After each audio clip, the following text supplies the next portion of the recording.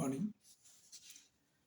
இன்றைக்கி நம்ம என்ன பார்க்க போகிறோம் அப்படின்னு சொன்னால், பொட்டாசியத்தோட பயாலஜிக்கல் ரோல் பார்க்க போகிறோம். அதோட சோர்ஸஸ், டாக்ஸிசிட்டி எல்லாம் பார்க்க போகிறோம். பயாலஜிக்கல் ரோல் ஆஃப் பொட்டாசியம் இன் பிளான்ட்டில் என்னென்ன இருக்குதுன்னு பார்க்கலாம். Potassium exists in soil solutions in ionic form and is abundant in plant cells except cork cells. It is the only essential monovalent cation required for the plant growth. Major function in plants: maintains anion-cation balance and trigger pressure. Involved in protein synthesis, essential for formations and translocations of the sugars and the starch. Required for the cell divisions. Participates in nitrate reduction. Involved in chlorophyll development. Controls opening and closing stomata. Maintains water balance, protoplasmic hydrations and cytoplasmic permeability. Potassium deficiency. Reduced protein synthesis, accumulations of the nitrogenous compounds. Scoring of older leaves, especially in the fruit trees. Yellow of leaf margins and tips. Chlorosis. Thin stems, shortened internodes. Loss of apical dominance, basic growth.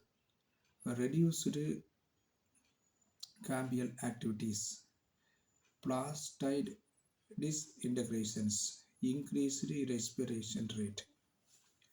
பொட்டாசியத்தோட உயிரியல் பண்புகள், அதோட source, மூலாதாரங்கள், உட்கொள்வதனால் ஏற்படும் நச்சுத்தன்மைகளை பற்றி பார்க்கலாம்.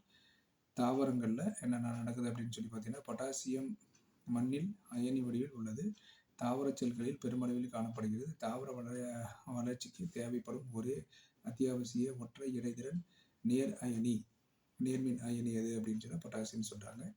இதோட முக்கியமான பணிகள் என்னென்னு பார்த்தீங்கன்னா, முக்கிய செயல்பாடுகள் எதிர் அயனி, நேர் அயனி சமநிலையை மற்றும் இறுக்க அழுத்தத்தையும் ட்ரிகர் ப்ரெஷர் பராமரிப்பதற்கு பயன்படுகிறது. புரத உற்பத்திக்கு பயன்படுகிறது. சர்க்கரை மற்றும் மாவுச்சத்தை உருவாக்கவும் மற்றும் பரிமாற்றவும் இது பயன்படுகிறது. செல் பிரிவு, செல் டிவிஷனுக்கு இது பயன்படுகிறது.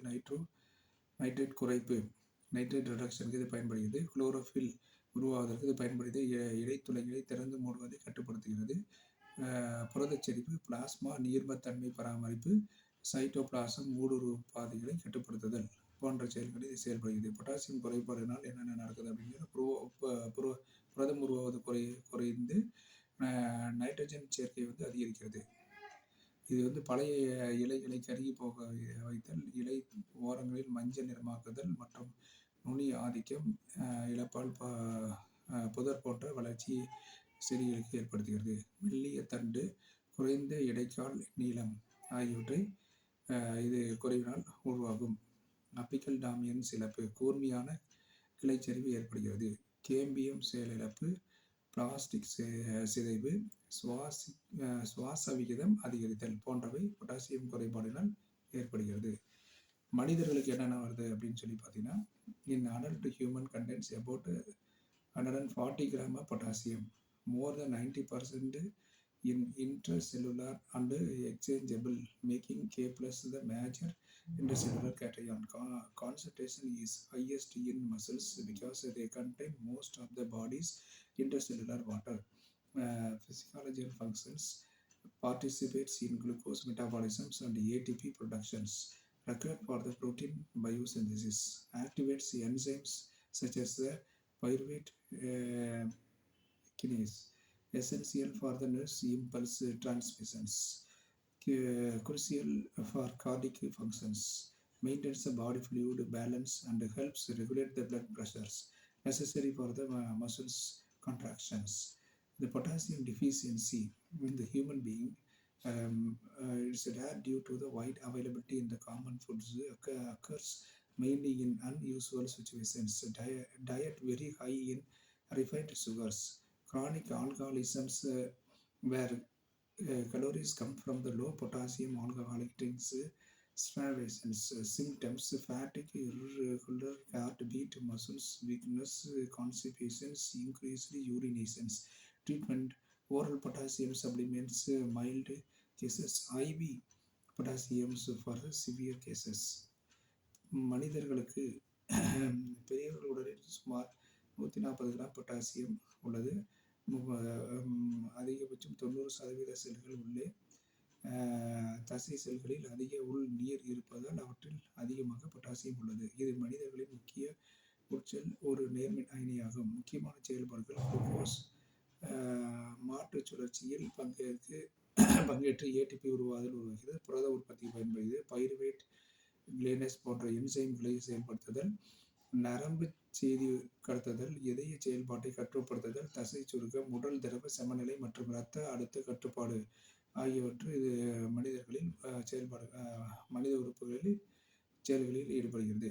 அது சோர்சஸ் ஆஃப் பொட்டாசியம். பொட்டாசியத்தோட சோர்ஸ் என்ன அப்படின்னு சொல்லி பார்த்தீங்கன்னா, potassium is widely available in fruits, vegetables, legumes, grains, meats, fish, dairy products. It is present in almost all the natural foods. Dietary deficiency is very uncommon. Dietary deficiency வரது வாய்ப்பில்லை. ஏன்னா maximum எல்லா மெட்டீரியல்லையும் potassium உள்ளது. அடுத்தது பொட்டாசியத்தோட மூலாதாரங்கள் தமிழில் பார்த்தீங்க அப்படின்னு சொன்னால், காய்கறிகள், பழங்கள், பால் மற்றும் பால் பொருட்கள், மாமிசம், தானியங்கள் என அனைத்திலும் காணப்படுவதால் உணவில் குறைபாடுவது அரிது. குறைபாடு ஏற்படும் நிலையில் ஏற்படும் நிலைகள் எது அப்படின்னு சொன்னால், அதிக சுத்திகரிக்கப்பட்ட சர்க்கரை அடங்கிய உணவு பழங்கள் பயன்படுத்துவது, மதுபானம் மட்டுமே அதிகமாக குடிப்பவர்களுக்கு, பட்டினி, ஊட்டச்சத்துக்கள் குறைபாடு நிலையில் இத்தகைய அசாதாரண சூழலில் மட்டுமே பொட்டாசியம் குறைபாடுகள் ஏற்படுகிறது. Toxic effect of excess of potassium.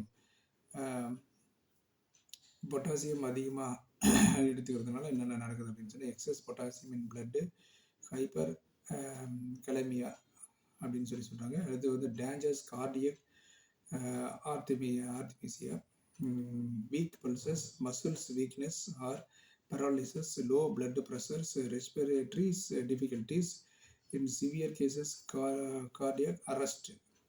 When toxic occurs, kidney failure, overuse of the potassium supplements, potassium sparing diuretics, severe tissues injuries, release of intercellular potassium, excess potassium in plants. In general, very high potassium can interfere with the uptake of the calcium and magnesium. அதிக அளவு பொட்டாசியத்தை உட்கொள்வதால் ஏற்படும் நச்சுத்தன்மைகள் என்னென்னு பார்த்தீங்கன்னா, first excess potassium, hyper கலமியா அப்படின்னு சொல்கிறாங்க. இதய துடிப்பு ஆபத்தான முறையில் மாறுதல், மூச்சு திணறல், தசை பலவீனம், தசை செயலிழப்பு, இரத்த அழுத்தம் சீர்குலைவு, கடுமையாக இருத்தல், இதயம் நின்று போகும் அபாயம் உருவாகுதல். அதிக உட்கொள்வதால் சிறுநீரக செயலிழப்பு ஏற்படுகிறது. ஏன்னா சிறுநீரகத்துக்கு நம்ம அதிகமாக பொட்டாசியம் சப்ளிமெண்ட் சாப்பிட்றதுனால, இல்லை பொட்டாசியம் ஸ்பாரிங் டையூரிக் மருந்துகள் எடுத்ததுனாலும் இந்த மாதிரி கிட்னி ஃபெயிலியருக்கு வாய்ப்பு உள்ளது. தேங்க்யூ.